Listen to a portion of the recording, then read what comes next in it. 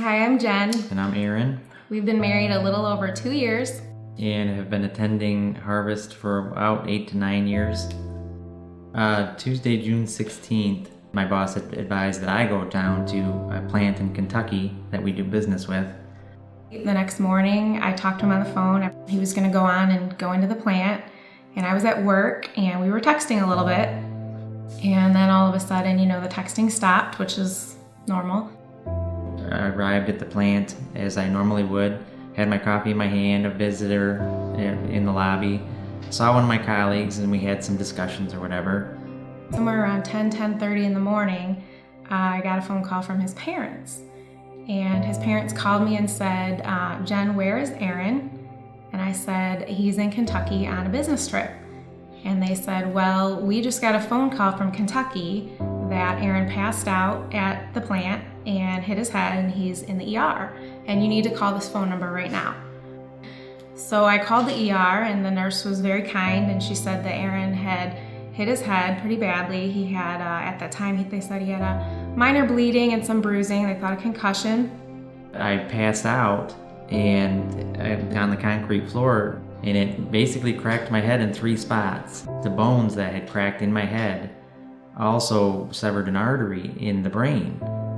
I got another phone call back from the ER, and at this point it was getting worse. And prior to, she had said, come on down and just take your time, and now she's saying, are you on your way? And so, of course, I'm panicking, and I'm going around the house, trying to think of what I need to bring. Should I fly? Should I drive? What's the fastest way to get down there? And the surgeon then called me and said, Jennifer, I've seen the scan of your husband and his brain bleed is increasing in size within the last hour and a half. He said, if I don't do surgery right now, your husband is going to die. And if I do surgery, I can't tell you he's gonna live. He said, you need to understand how serious this is. It's like he's been hit in the head 6 times with a baseball bat and fallen out of a 2-story window. That's all he could tell me. He said, do I have your consent to operate? And I said, do whatever you can to save my husband.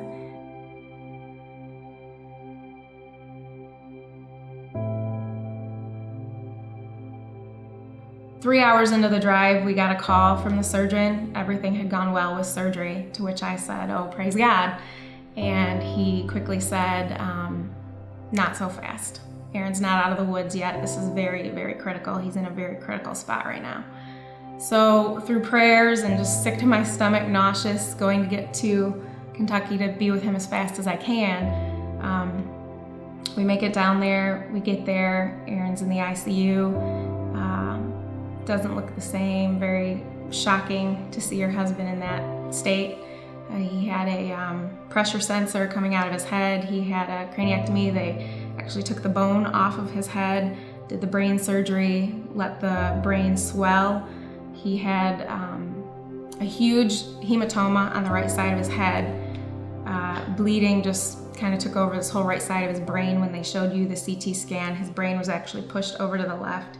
Bilateral contusions, bruising throughout the brain from the head ricocheting when he hit. We got through that night and just sat with Aaron, prayed with Aaron, and the next day is when we saw the surgeon who came in. They explained to us that even if he did survive this, he would not be the same person. He would not have the same personality. He would not have the same behavior. He may not recognize me. He may not walk. He may not talk. And of course, we prayed in faith and we knew that God could heal Aaron. But we had these voices from the medical staff that we were clinging to hope, but showing us the medical facts and showing us the brain. And when you're looking at the brain images and you're looking at the damage, and they're telling you these things to be true, it's very hard to cling on to your faith, but the Lord can do this. But we did, and we knew that He could. And a verse that the Lord gave me very early on during that time was Psalm 71, verse 14. But I will hope continually, and I will praise you yet more and more.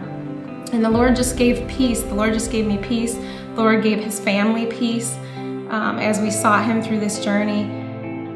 You know, there were times that I would doubt, but I knew that God was in control and I knew that He was sovereign. He was in the ICU there. He was at a point now where he needed to go somewhere else to continue on in his journey. Through a friend, a family friend who has a relative that works in the brain injury field, they found St. Joe's Hospital in Ann Arbor for us and lined up that transfer for him to come back to Michigan. It was a long ambulance ride here, and I was pretty spent by the time we got here. And I think we got him into his new hospital room in Ann Arbor, and I just broke down from the journey. And my dad pointed out that Aaron's room number was 777, which is God's number of completion.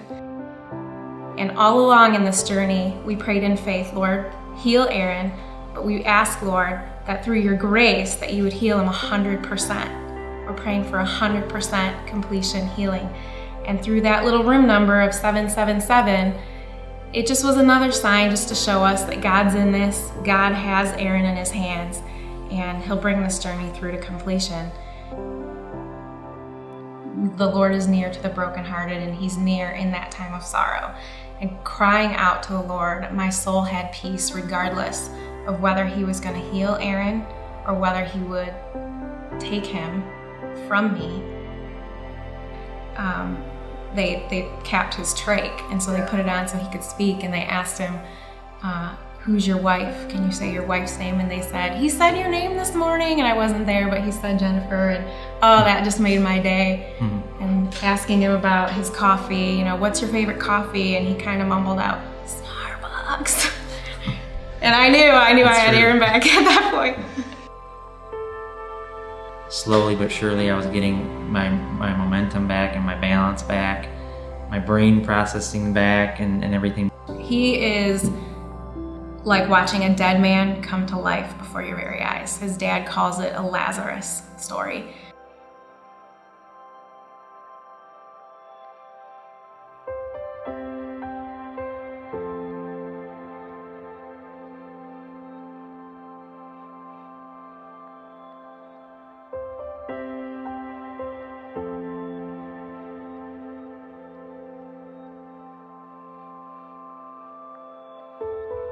I think the Lord has had Aaron not only on the path of healing, but he's had him on the fast track of healing.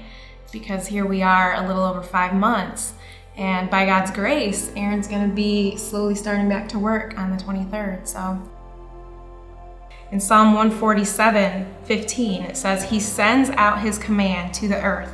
His word runs very swiftly. He gives snow like wool. He scatters the frost like ashes. He casts out his hail like morsels. Who can stand before his cold? He sends out his word, and it melts them. He causes his wind to blow, and the waters flow. And I thought, God, you command the earth. You command the wind. You command the waves. You can command my husband's brain. And despite what the doctors were saying, I said, Lord, with your word, can you command his brain to heal? And by God's grace, he did. And I know that for you, and I know that no matter what the situation is that you're in, you turn to him, and he's there, and he will guide you through it, and he's strong, and he's mighty, and he's powerful, and the impossible is possible with God. It's so humbling that he answered our prayers in the way that we prayed, but I do know that if he didn't, he would still be good. And he would still be sovereign, and he would still love us, and he would still love Aaron. And I think that that's the reality that we have to come to as we walk with the Lord, that no matter what he gives in our lives, that his word is true, and that as he says that his plans are for our good, that they truly are.